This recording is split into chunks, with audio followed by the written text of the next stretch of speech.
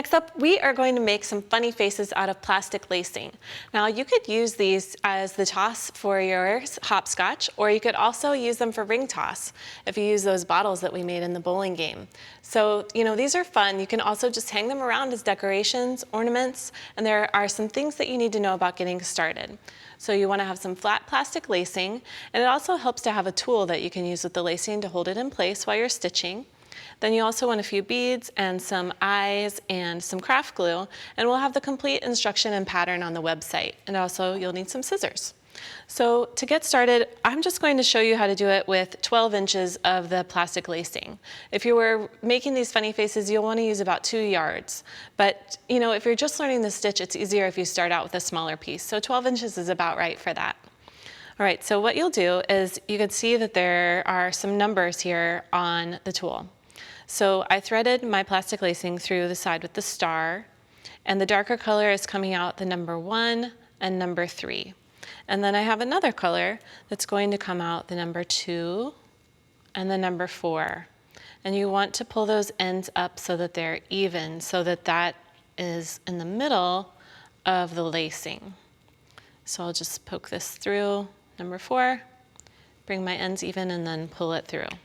And then you're ready to get started braiding. Now, if you wanted to do the box stitch, then you can use the numbers. So you fold the number 1 down, and you bring the number 2 across.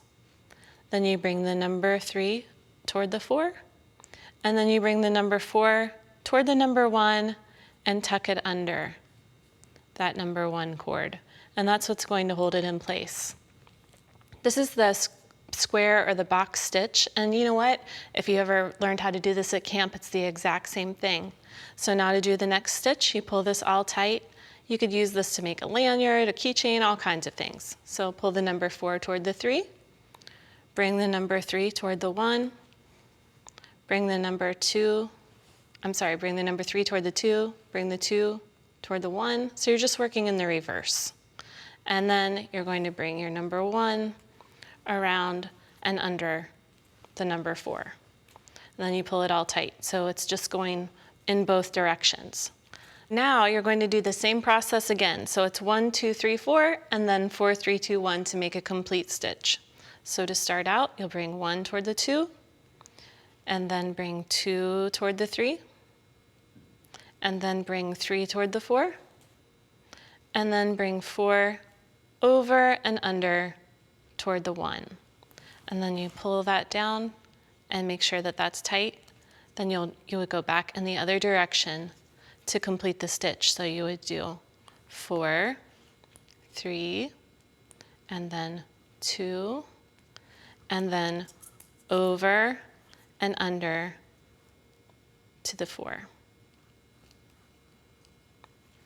So you've got it all tight, and you just keep making your box. And this is the same kind of pattern that you can use to make a lanyard or a keychain. And we'll have other stitches on the website, so if you want to learn to do the round stitch, you can do that too by following the pattern.